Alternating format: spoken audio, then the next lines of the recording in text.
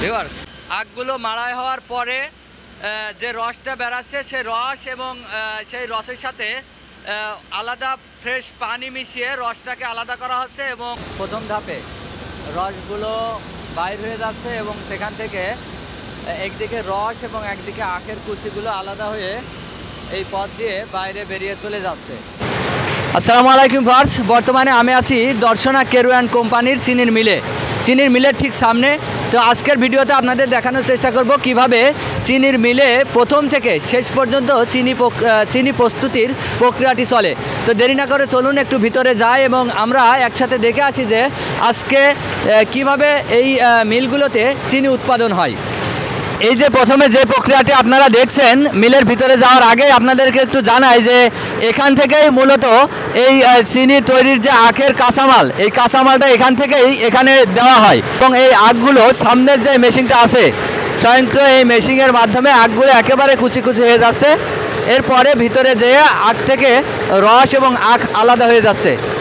আখগুলো মাড়াই হওয়ার পরে যে রসটা বেরাচ্ছে সে রস এবং সেই রসের সাথে আলাদা ফ্রেশ পানি মিশিয়ে রসটাকে আলাদা করা হচ্ছে এবং এই আখের যে কুচিগুলো এই লাইন থেকে বেরিয়ে পরবর্তী ধাপে চলে যাচ্ছে।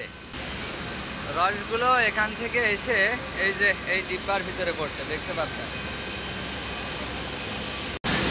আখগুলো মাড়াই হওয়ার পরে এখান থেকে দেখতে পাচ্ছেন প্রথম ধাপে রসগুলো বাইর হয়ে যাচ্ছে এবং সেখান থেকে একদিকে রস এবং একদিকে আখের কুচিগুলো আলাদা হয়ে এই পথ দিয়ে বাইরে বেরিয়ে চলে যাচ্ছে। আপনারা দেখতে পাচ্ছেন এটা হচ্ছে দর্শনা কেরু অ্যান্ড কোম্পানির চিনির মিল। তো চিনির মিলে কিভাবে চিনি তৈরি হয় সেটা আপনারা এই মুহূর্তে দেখতে পাচ্ছেন এবং এখানে খুব সুন্দর প্রথম ধাপে রসটা ওখান থেকে আসার পরে আপনারা দেখতে পাচ্ছেন এই যে এই জায়গাটা হালকা গরম পানি এবং রসটা মিক্সার করে রসটাকে পরিপূর্ণভাবে এখান থেকে ছেঁকে নেওয়া হয়। এই যে মিক্সারের মাধ্যমে আপনারা দেখতে পাচ্ছেন এখান থেকে রসটাকে ছেঁকে নিয়ে পরিশুদ্ধ করে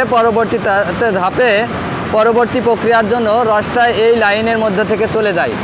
এখান থেকে রসটা যাওয়ার পরে আপনার এই যে এদিকে যে আপনারা দেখতে পাচ্ছেন, এইদিকে যে বিরাট চুল্লিগুলো আপনারা দেখতে পাচ্ছেন, বড় বড় চুল্লিগুলো, এই চুল্লিগুলোর মাধ্যমে রসটাকে জাল দেওয়া হয়। আপনারা এই যে চুল্লির ভিতরে দেখতে পাচ্ছেন এই রসগুলো জাল হয়ে প্রায় গুড়ের মতো তৈরি হয়ে গেছে, ঘন হয়ে যায় এবং এখান থেকে পর্যায়ক্রমে পাইপের মাধ্যমে চিনি তৈরি হওয়ার জন্য সামনের দিকে চলে যায়। আমরা একটু সামনে যাব, যে দেখবো যে আসলে এখানে কি প্রক্রিয়াগুলো চলছে। এই যে এই চুল্লিগুলোই, এখানে বাতাসের ব্যবস্থা করা হয়েছে, বাতাস দিয়ে, কারণ এই জায়গাটা অনেকটা গরম হয়, তার কারণে এখানে বাইরে থেকে একটু হাওয়া আসলে ভালো হয় সব সময়। তো আমরা একটু দেখব প্রক্রিয়াটা কিভাবে হয়, যতটুকু সম্ভব আমরা দেখব যে আসলে চিনিগুলো কিভাবে তৈরি হচ্ছে। রসটা জাল হওয়ার পরে যে জায়গাটা দেখতে পাচ্ছেন এখানে গুড়ে পরিণত হচ্ছে, একেবারে পরিপূর্ণ গুড়ে। ঘূর্ণমান মেশিনগুলোর মাধ্যমে এই জাল দেওয়া রসগুলো গুড়ে রূপান্তর হচ্ছে। গুড়গুলো দানা বেঁধে গেছে, এই দানা বাঁধা গুড়গুলোই পরবর্তী ধাপে চিনি রূপান্তর হয়ে লাল চিনি হিসাবে রূপান্তর হবে। তো সেটাই একটু আপনাদেরকে আরেকটু উপরে যাই, আমরা উপর থেকে কেমন দেখাই এই জিনিসটা উপর থেকে কেমন দেখাই। উপর থেকে এই যে এটা একেবারে পঞ্চম ধাপে আপনারা দেখতে পাচ্ছেন এখান থেকে পরিপূর্ণ চিনিতে রূপান্তরিত হয়ে চিনিগুলো বেরিয়ে যাবে এবং সেটাও আমরা একটু আপনাদের যে দেখানোর চেষ্টা করব। এখান থেকে হয়তো আবার আমাদের ব্যাকে যেতে হবে, তো আমরা একটু নিচের দিকে যাই।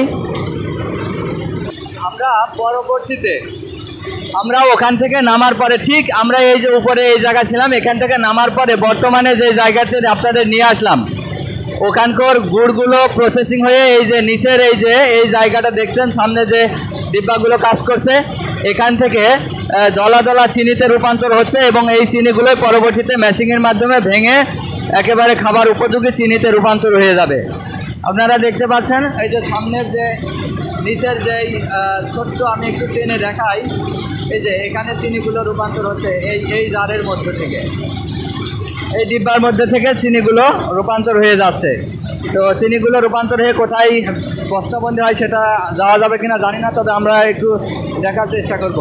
আমরা এর আগে যে পর্বটি আপনাদের দেখালাম, দলা দলা চিনিগুলো এখান থেকে দেখছেন একেবারে ভেঙে টুকরো টুকরো হয়ে যাচ্ছে, এবং সেই চিনিগুলো ভেঙে টুকরো টুকরো হওয়ার পরে এই যে এইভাবে এই জারের মাধ্যমে এখান থেকে প্রসেসিং হয়ে চলে যাচ্ছে। এই যে দেখতেই পাচ্ছেন, এরপরে এখান থেকে চিনিগুলো ঠিক এইভাবে উঠে পরবর্তীতে প্যাকেজিং হয়ে যাবে এই সাইডে। জিনিসের কারণে আমরা ভিতরে যেতে পারলাম না, তবে এটাই মূলত এই চিনির মিলগুলোর কার্যপ্রক্রিয়া ছিল এতক্ষণ যেগুলো আপনারা দেখলেন।